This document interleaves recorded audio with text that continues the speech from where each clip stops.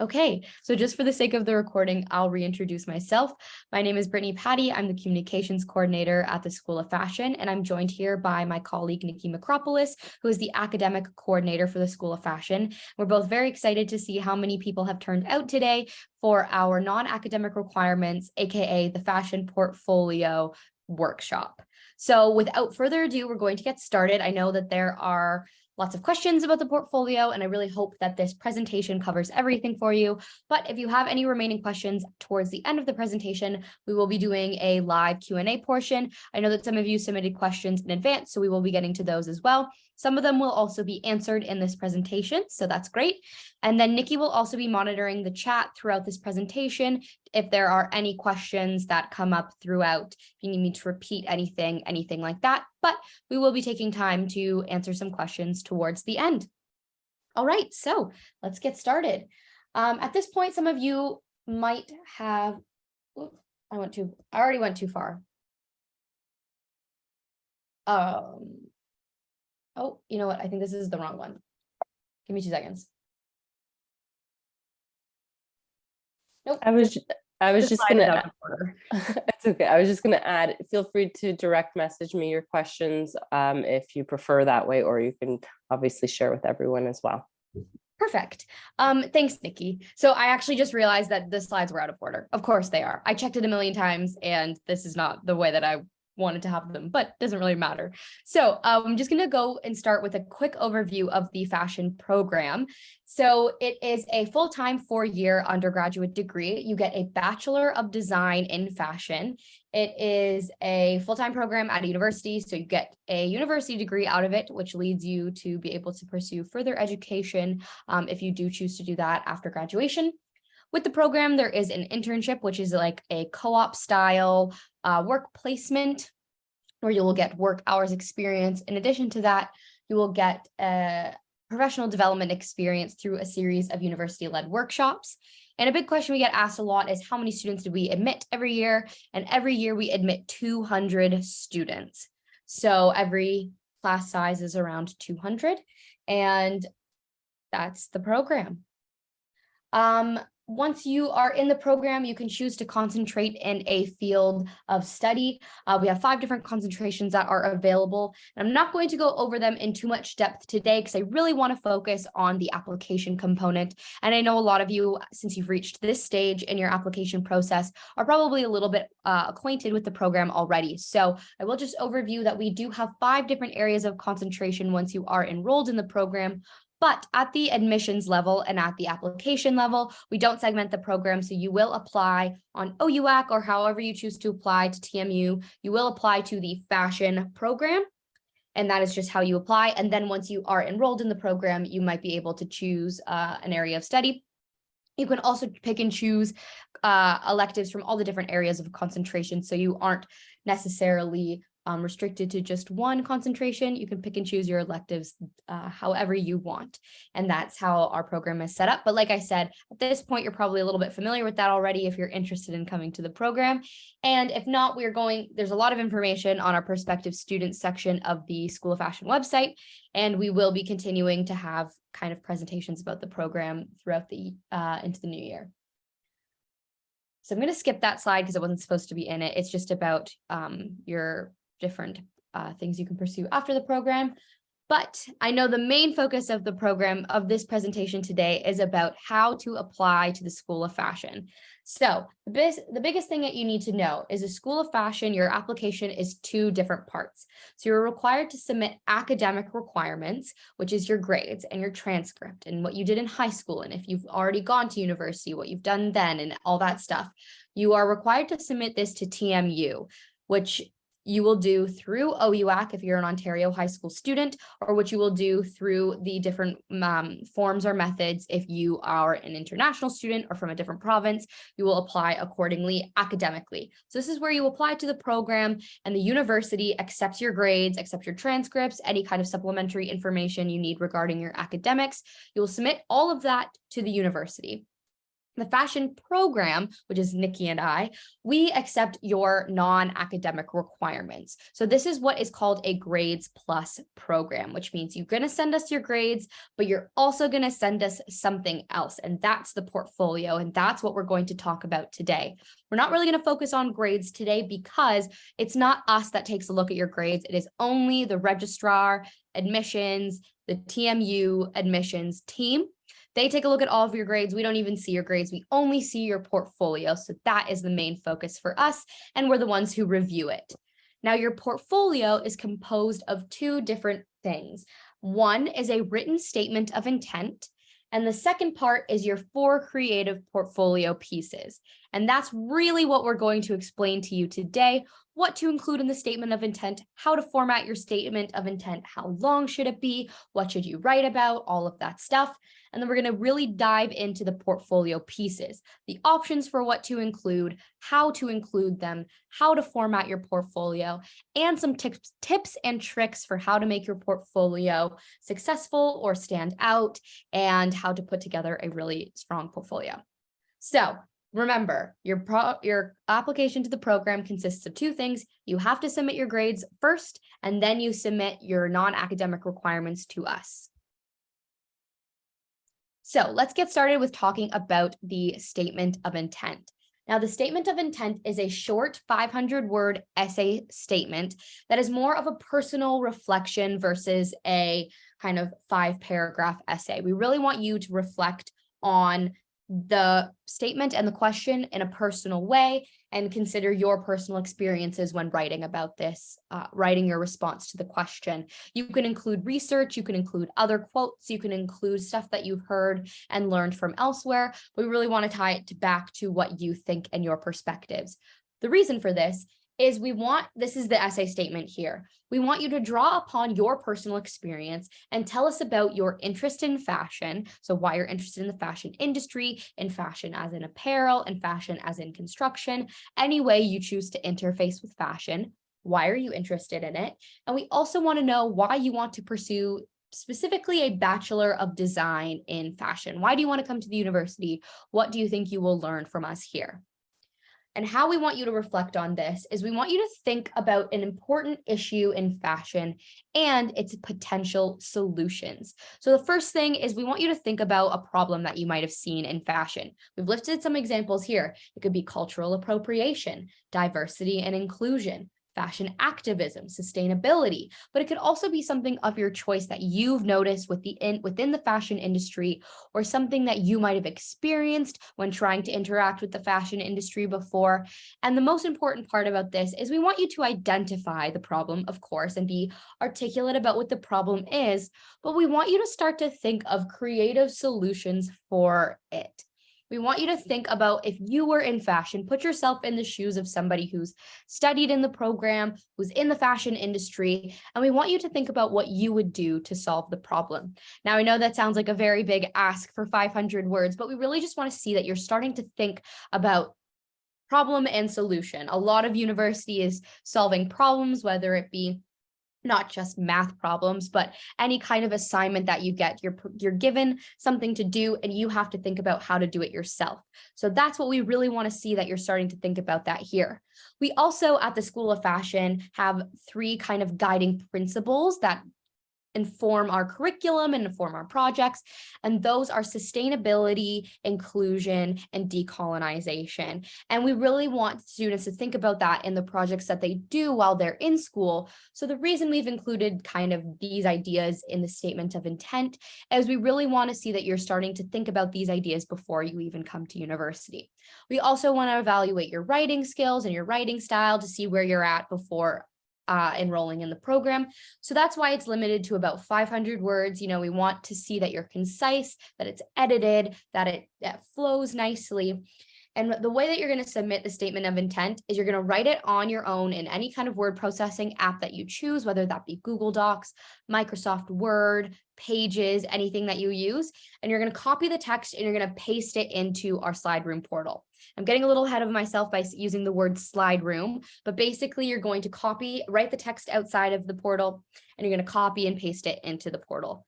So That is the statement of intent. It is really intended to be a reflection on your ideas about fashion and where you're at before entering the program. We know that we're going to teach you a lot while you're here, so we want to see where you're at before you come.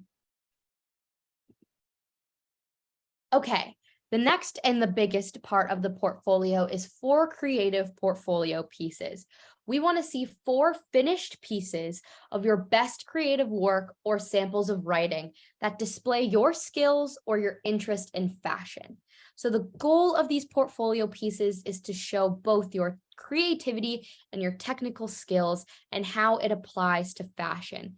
Now, fashion doesn't necessarily need to be apparel. It doesn't necessarily need to be clothing that's worn on the body. It can be a lot of different conceptual things. And you'll see that when I list the portfolio content options in the next 2 slides, there's a lot of different materials and methods of construction and kind of materials or ways of thinking or different ways and outputs that you can put in your portfolio that aren't necessarily apparel or garment related. They might be thinking about communicating fashion in a marketing style way or in an event kind of way, in a video or in a abstract piece. So we really want to see if you're someone who's worked with different kinds of materials before. That's definitely something that you can include in the portfolio. We're not only looking for apparel or for garments here. And we also want to see how your ideas develop. So you're encouraged to include process work in your portfolio. And I'm going to do a little bit more of a description on process work after we talk about the portfolio pieces so that you can really start to think about what you might choose to include before you think about how you might get there. Of course, a big requirement is making sure to label all of your work accordingly, and I'm going to go over that for you as well. So let's go over the portfolio content options. Like I mentioned, there's quite a few, and they're listed on the next 2 slides. And they're also listed on our undergraduate admissions page, which I will make sure that we link in the chat here so you can open it up and have it as a reference afterwards. But today, right now, I'm going to go through each of them and kind of talk them through, because I know when you read them in a big list, it can be very intimidating. But I think that when you hear them and we talk them through a little bit, you might be able to start to think of work that you might have already done in high school or as a passion project that you can include in your portfolio. And that's really what I want you to do right now. If you've already started to think about what you might want to include in your portfolio, that's really great. If you haven't yet, I would encourage you to become inspired by one of the content or several of the content options that are listed here, and really thinking back to what you've already done, what you already know how to do, and what you might want to explore creatively in the portfolio. So I'm going to get started.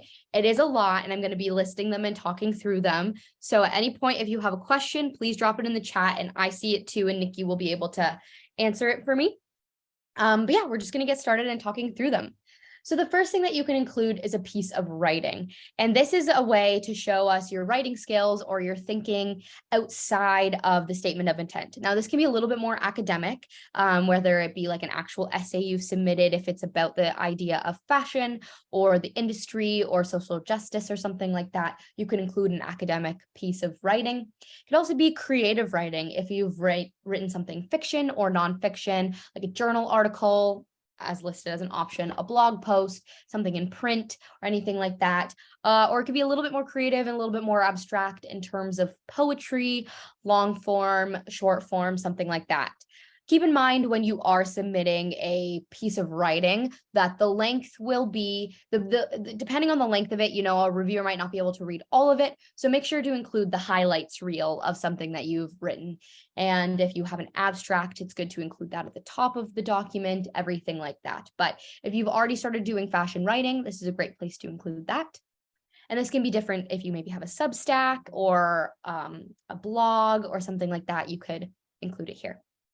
The next thing would be graphic design. So this could be a couple of different things. You could do branding design, you creating a logo or and an advertisement using your own original imagery and text. Now, what we'd be evaluating you on here is your logo creation and the text you've included, or the copy rather, you've included in the advertisement. So make sure these are original and that you are writing it yourself and that you're designing your own logo yourself. It can be based on something that exists already, but it should be your own work in this one.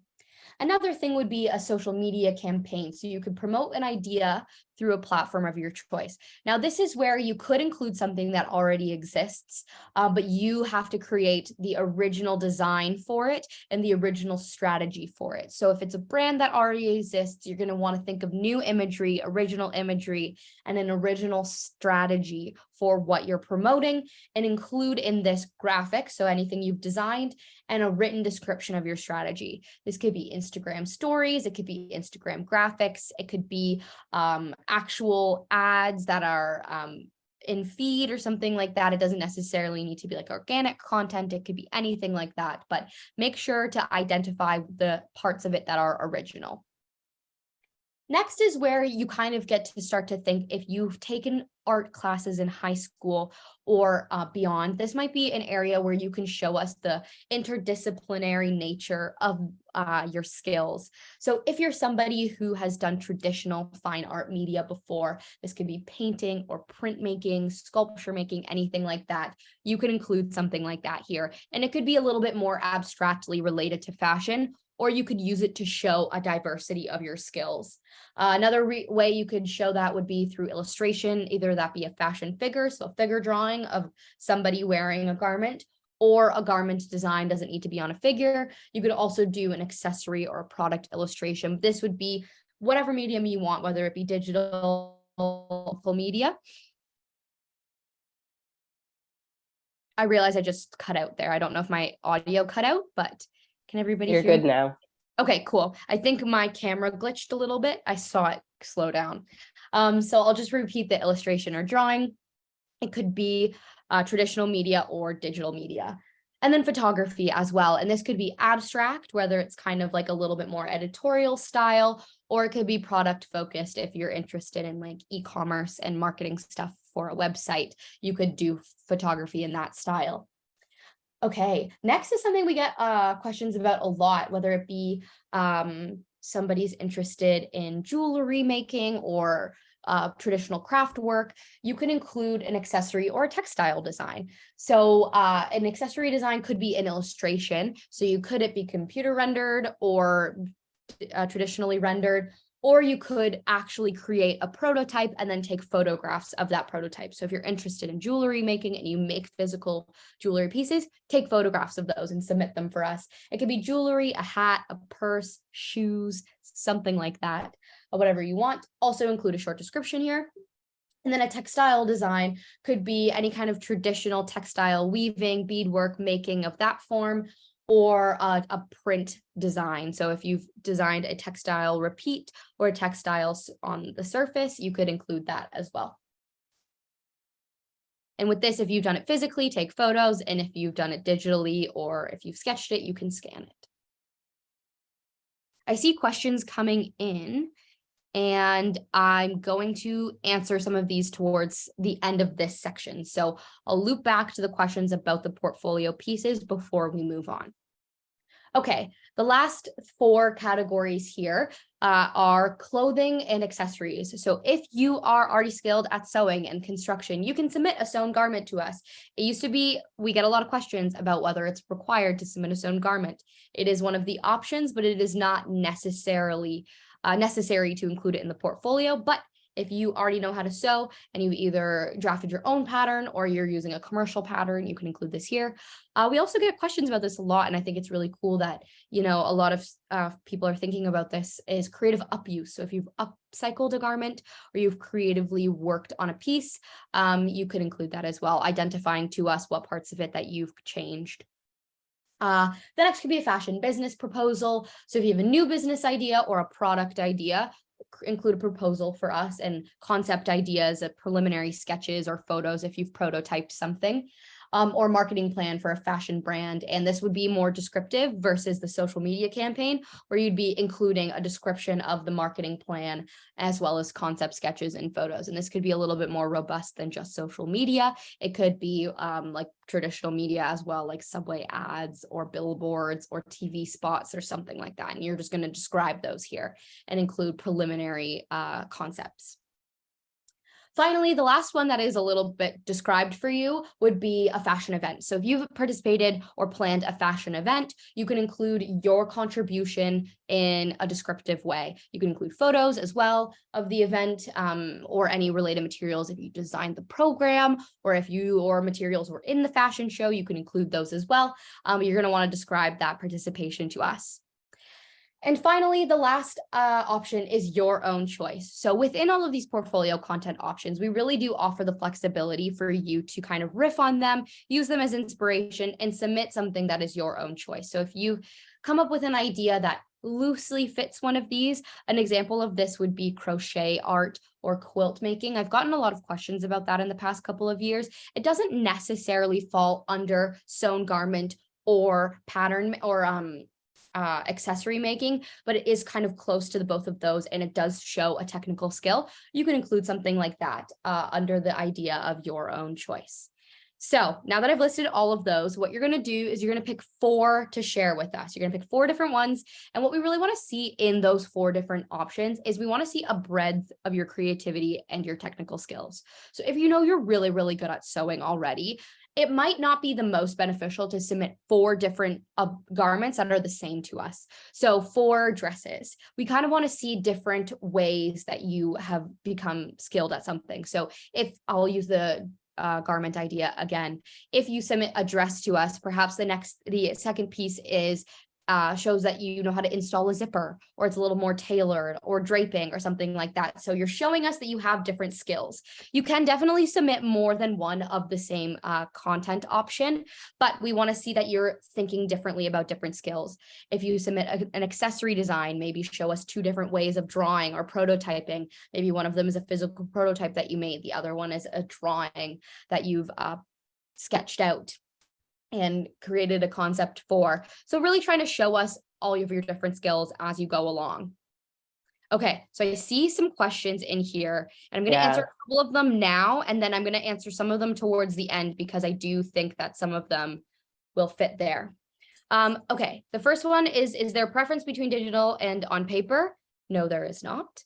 The next one, I'll go over the statement of intent towards when we talk about the requirements. I think it's just a simple answer that it's a minimum 500. Try to get as close as possible. You're not going to be penalized if you're just under 500. If you go over, it's fine.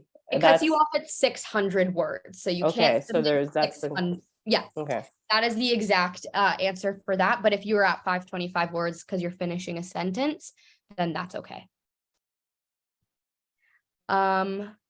What else? Visual merchandise. Yes, you could include something like that in your portfolio, making sure to identify if the garments in the photos aren't yours, that you've designed the display or that you've drawn something, you just describe it to us. Your items do not need to be professionally photographed. You can photograph them yourselves. Honestly, over the past 2 years, because of a lot of remote work, we got a lot of phone photos, and our phones now have really great photos. Take really great photos. Just pay attention to the lighting. We want to make sure that you can see the materials that you're submitting to us. So trying to photograph stuff in daylight, not necessarily direct sunlight, but kind of a wash of, like, if it's a cloudy day, it's kind of perfect where you can see it's an even sunlight, something like that. The portfolio is just for portfolio pieces. There's a question here about what type of workshops do you offer? I think maybe there's a misunderstanding there because we referred to this as the portfolio workshop. Right. So this is the only workshop that is being offered for the portfolio. There are no additional workshops. So if I misunderstood the question, you can feel free to rewrite and clarify that. We are getting a lot of questions about items that will be covered in the presentation. So I think it would be best if we continue on before we address them all. Yeah. Sounds good. Yeah, I can't see all of them right now. So if I don't answer it, we'll get back to it. But I am seeing that there's like some questions about how to credit images, what the file sizes are. We're going to cover all of that.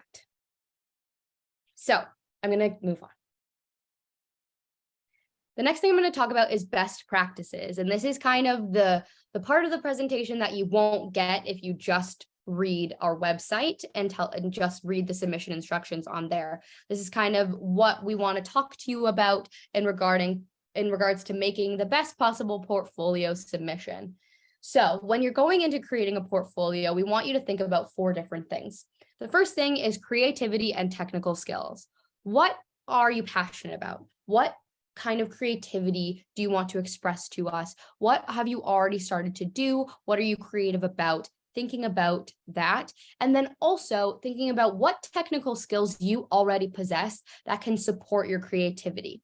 So are you really skilled at drawing? And will that allow you to communicate your creative ideas to us in the best way possible? Think about the things that you're already good at doing and what you want to express to us and pair those together. So if you want to express something like a concept to us, or your creative ideas, you want to pick the best tools to do that with. And really that's an answer that you can only give for yourself, is what you know that you're already good at, and then using that to support your creativity as best as possible, but try to pair those together. The next thing would be attention to detail. So we're really looking for a portfolio that feels polished. Now you're going to submit these 4 portfolio pieces to us, and if you do in 4 separate files. And if you do submit process work, those will also be in 4 separate files. Make sure you're following the instructions we're going to give you. Make sure that your files are named properly. Make sure that if you are paying attention to the typeface or the font color, it's consistent across all your portfolio pieces, or it's intentionally different. So you've chosen to use a typeface that expresses each of your portfolio pieces properly. Make sure that you include your student number in your portfolio, or else we won't be able to find out who you are. All of those kind of little things really contribute to the overall perception of your portfolio. Make sure your files are the right size so that they're not blurry, or they're not too big so the SlideRoom portal compresses them. We will go over the file sizes that are appropriate. Things like that. Making sure that when our portfolio reviewers are taking a look at your portfolio, they're getting the best possible experience of your work. The next would be a breadth of skills. So this is what I was talking about after I finished describing the portfolio pieces. You want to include a variety of stuff. And now we're not expecting you to know how to do everything already, but you definitely want to see that you've started to explore and to do different things before coming into the program, and that you've got a little bit of a breadth and like a range of skills. So trying not to submit 4 of the exact same thing to us. There's a range that can be found within similar pieces. Like I mentioned earlier, if you're doing illustrations, do different mediums for us. Or if you're really good at visual art, maybe one of them is a painting, another one is an illustration. Maybe you're illustrating different things in each of them, where one is a close-up of a garment that shows texture and movement. The other one is on a figure. The other one has like more background information in it, or background, like you can see the background a little bit more in the image. Stuff like that, thinking of trying to create breadth and range in your portfolio pieces so that we can see what you already know how to do. We aren't expecting you and your portfolio to show us work that we would expect in the 4th year of our program, because we definitely want to teach you things while you're here, but we want to know what you already know how to do. And the last thing is personality. We definitely want to see your personality in your portfolio. We want to see your perspectives on fashion. And the advice that I always give to prospective students is we want to see your perspectives. We don't really need to know what your parents think about fashion. We need to know necessarily what someone on TikTok thinks about fashion, or your teachers or your siblings or something like that. Like, obviously your perspective can be informed by all of those people, but we don't want to hear just what they think. We want to hear how you've kind of taken everybody else's ideas and turned them into your own. And we want to see your unique perspectives and your personality shine through your portfolio. And that inherently will make it stand out. If your portfolio contains personality and texture and it's dynamic, that will make it stand out. So I realized that I I went into talking and I forgot to change the slide, but basically this is a summation of what I just said. What technical skills do you already possess? How can those support your creativity? In creativity, we want to start seeing divergent ideas and your creative process. Now, this is where you can show us your process work, which we'll talk about next. And we want to see the expression of your creativity through each of your portfolio pieces, as well as the attention to detail piece that I mentioned earlier. As well, we want to see new perspectives. We really want to be able to picture you in our program. We want to see what you are as an individual bringing to the School of Fashion. And in that, how do you want to change the industry? You're going to write about that in the statement of intent, but are you going to bring new ideas to the industry with your creativity? We want to see that. Okay. The next thing that you can include is process work. Now, process work is optional. It is not a required component of the portfolio. You only need to submit 4 things, but supplementary process work really does improve the quality of your portfolio. This is the first and maybe only time the reviewers are going to get to see your creative work. And so we really want to give them the tools that they need to be able to have a full idea of what you're showing to us today. So examples of process work could be sketching of multiple concepts. What different pathways did you go through to arrive at your final creative piece?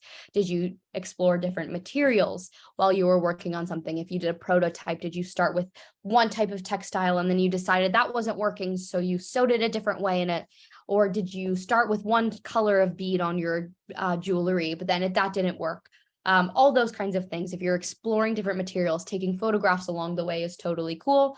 Photos of your progress work. So if you're working on something like a painting, that is like when it's finished, you kind of have covered up all of this different stages along the way because it's one final piece. Take photos along the way. If you're doing a video or something, take photos of the behind the scenes, all of that kind of stuff. Credited images of inspiration where applicable. If you are pulling inspiration from stuff that you've seen around, like on the internet or in a magazine or in person, include the photos and tell us where you found your inspiration from so that, you're not passing anybody else's work off as your own. It is definitely a valuable part of learning to research and to find inspiration elsewhere, but it's also really, really, really important to make sure you're crediting things appropriately. There isn't necessarily a citation style requirement, but if you are using other people's work as inspiration, we want you to be explicit about where you have gotten it from and whose work that it is.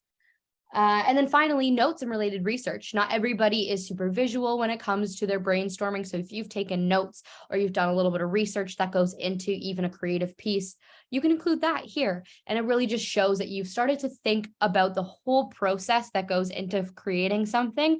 And that shows a lot of consideration for your final piece. Process work and the creative process is something that we teach fundamentally here and is involved in all of our classes and all of your coursework. So we want to see that you've already started to think about the fact that the creativity is a whole process and where you're kind of at in your journey on making and on creating stuff. Okay, so I'm going to show a couple of examples. These are on our website.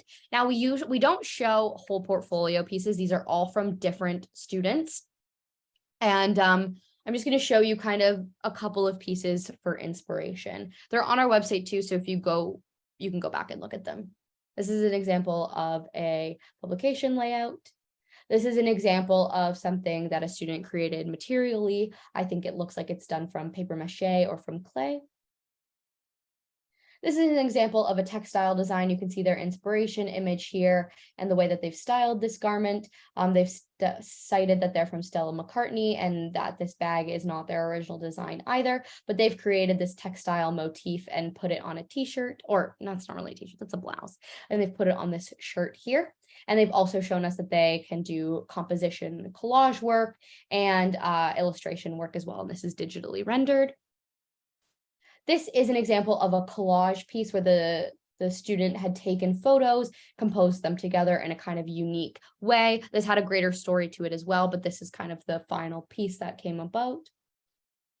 And then this is a kind of sculpture work that is a little bit less abstractly related to fashion, but it's working with materials that are kind of apparel related. It's working with textiles and batting and stuff like that that you could work with if you work in fashion. So it kind of shows the idea of alternative explorations of materials. And then this is a poetry piece. that they've included imagery with. And then finally, this is kind of a different, this is another example of textile design and different ways of output. So they've got curtains here, they've got these textiles, they've got the drawings and the silk screen, and then they've got their digital graphic printing samples, and then how it turned out on a textile. Okay, so this part of the presentation is all written out on our undergraduate admission page, but I know that it helps to hear it. So we're going to go over the submission instructions. Again, if you don't catch it all when you're here, that's okay. It's all written down. It's also written down in the slide room portal when you open the program, but I'm going to go over it for you today. Okay, so very important. When do you submit your portfolio? Do not submit your portfolio until after you submitted your academic application, because you won't have your student number yet and we won't know who you are. The most important thing to include in your portfolio is your student number, because we need to know who you are. Like I mentioned before, admissions takes a look at your academics, we look at your portfolio, then we send it to them. They need to know who you are.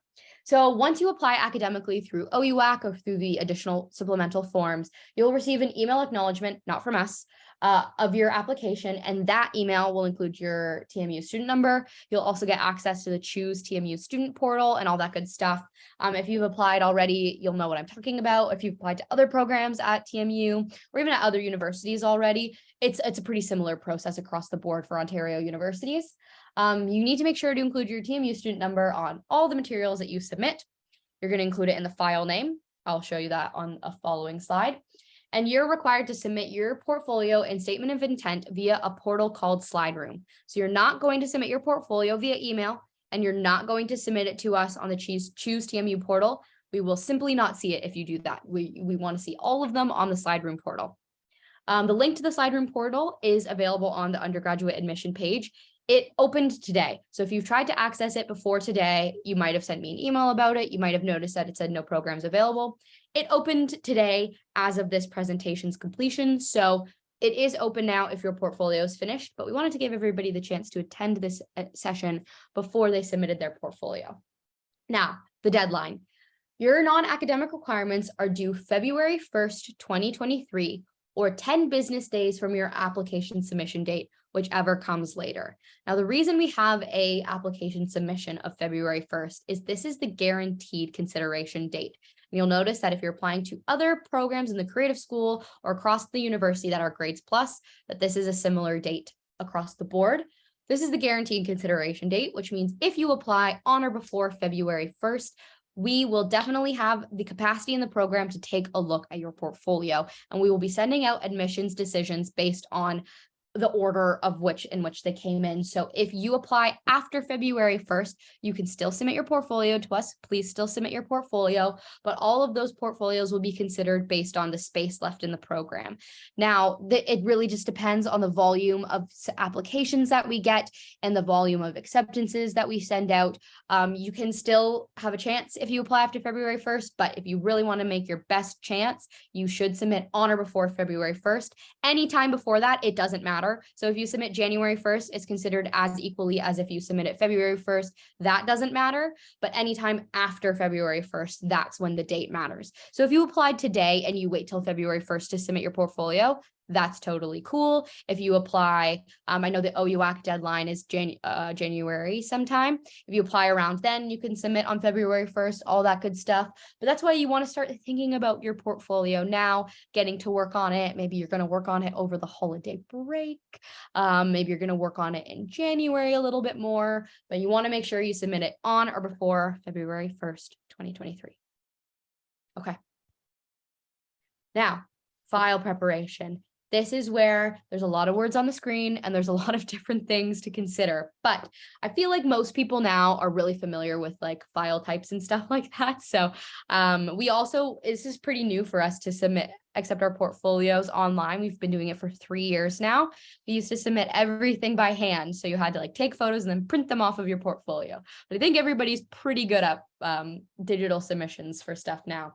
So the best thing to submit your portfolio as, aside from all the things on the screen, the best file format to submit your portfolio pieces is a PDF. PDFs are the best for maintaining the quality of your work while also keeping a pretty normal file size. JPEGs tend to get pretty big. PNGs are also good for preserving the quality of your work, but they tend to get pretty big too in terms of a lot of visual information on them. The files are really dense.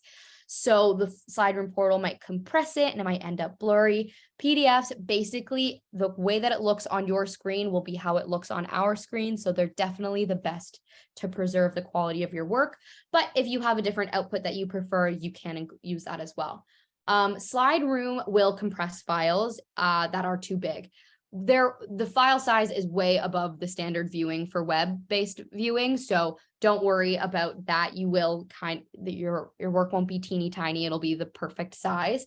But 1024 by 1024 pixels at 72 pixels per inch is a good standard to use. Now that's a square, obviously you can change the dimension within the size of the square.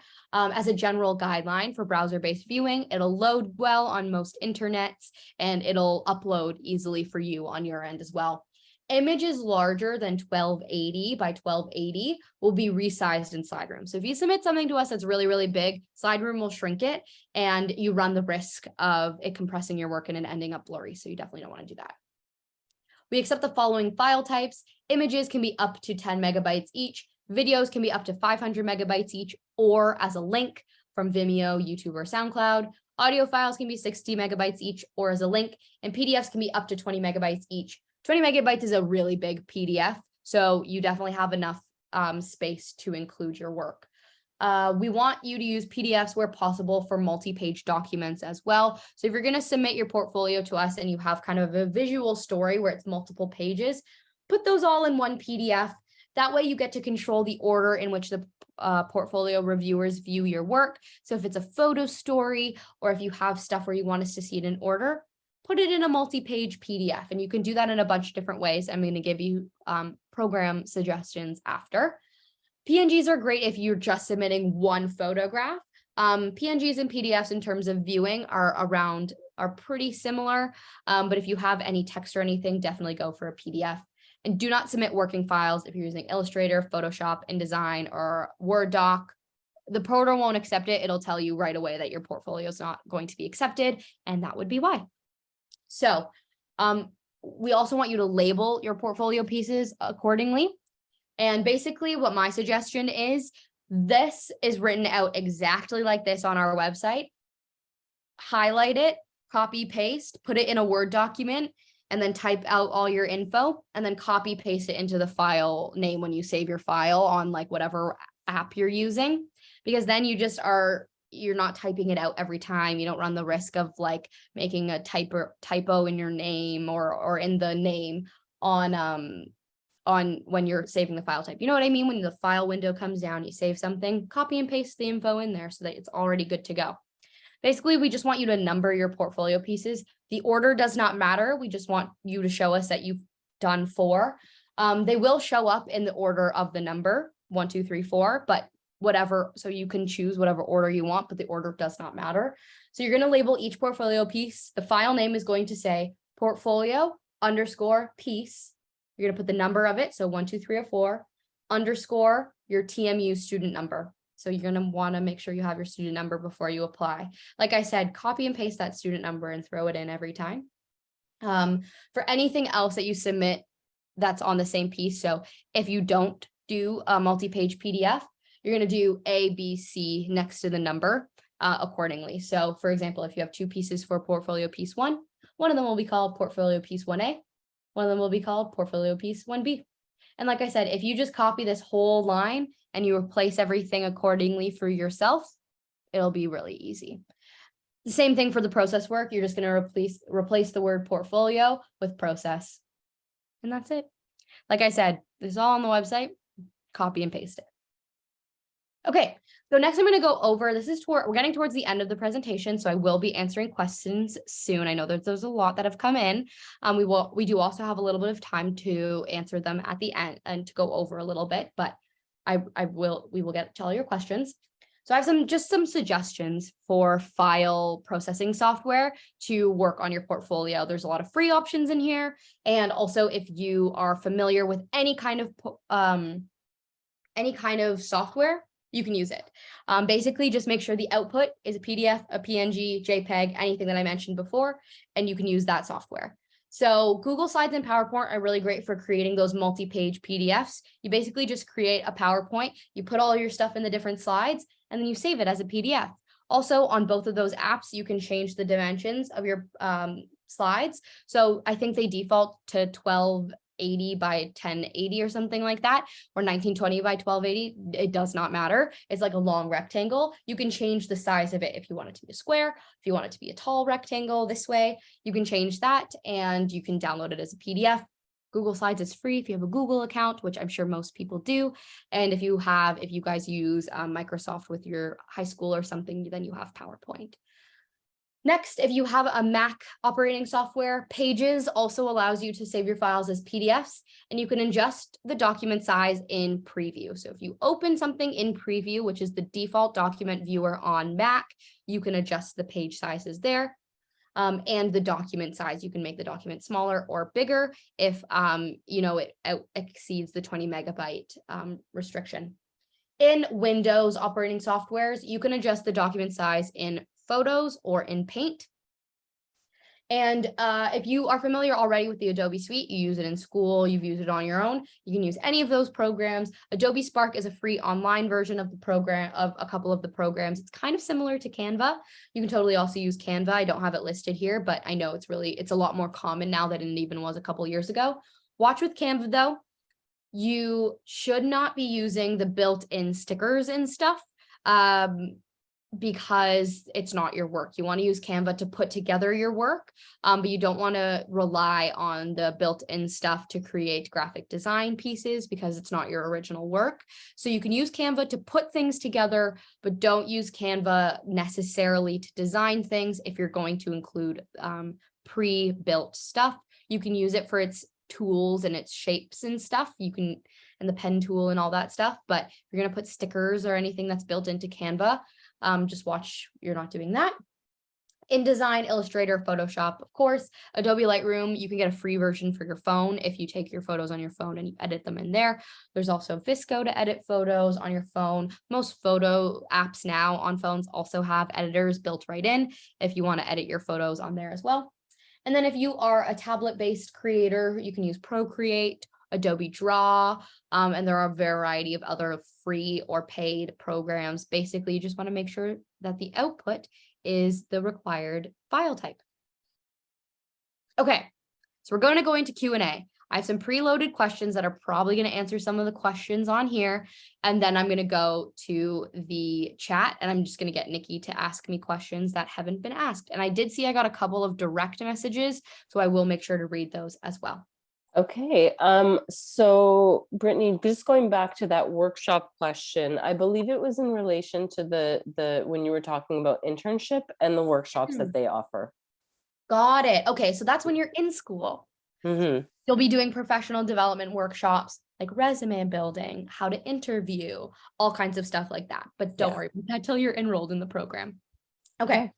So then should I answer? I'm going to answer a couple of the ones that I already have on the screen. Oh, sure. Because I think that some of them will be answered, and then we'll go to the chat. Okay. So what would make a portfolio stand out? The best and easiest answer is your personality and your own perspectives. Remember that pink slide where I was talking about everything like that?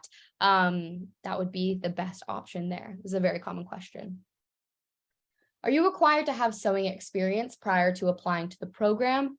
No. If you choose to sew while you're at university, there's a foundational class that is offered in your first year. Or you can take it any year, but it's a first year class. How many pieces of process work should I include with a finished portfolio piece? Process work is open. If you're going to include any, include at least one piece, if not a couple of like sketches or a couple of preliminary pieces. 2 or 3 is probably enough, but at least one. How important is it for me to have a degree compared to a diploma? The greatest thing that a degree offers is the ability to pursue further education in a university setting. So if you want to do a master's after you graduate, or you want to go elsewhere to do more school, a degree gets you that. You also have a university degree, which offers you some job opportunities in the future as well. I did see this question in the chat as well. How many students apply yearly? Usually we get around 700 to 900 students applying, and we accept 200 students. So it is a little bit of a competitive program, but that is the reality of it. Okay, so I'll leave this up on here so you can take your notes, and let's go to the chat.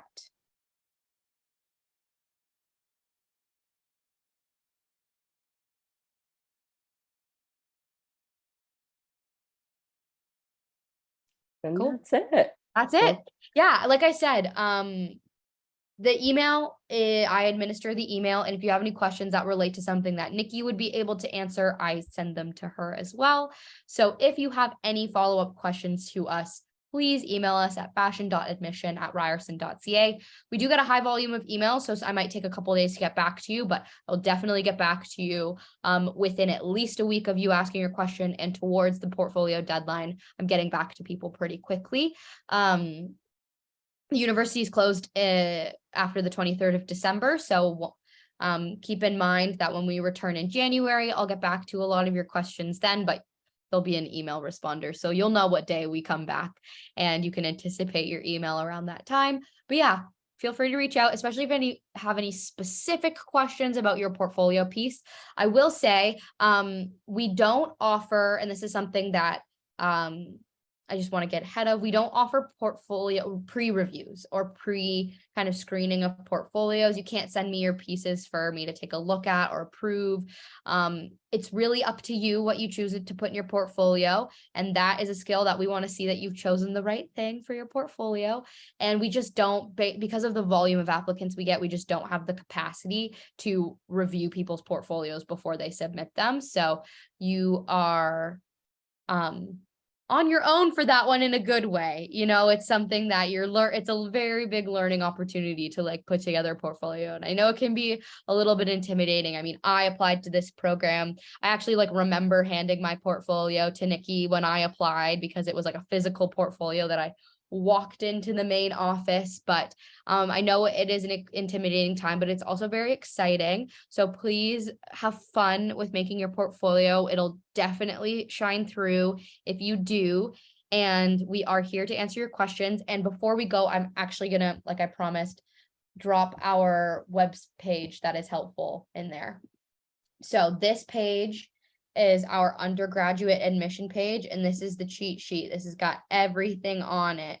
It has all of the stuff that I talked about today, and we're going to publish this video after tomorrow. We have another session tomorrow morning. After tomorrow, we'll publish this video on our website if you want to go back to it and watch it again, and just remember everything that we said. So yeah, that's everything. Nikki, do you have any other closing words? That's it. And we're looking forward to receiving your portfolios. And good luck with everybody. And reach out if you have any questions. Okay, thanks for joining us. Thank you. Bye.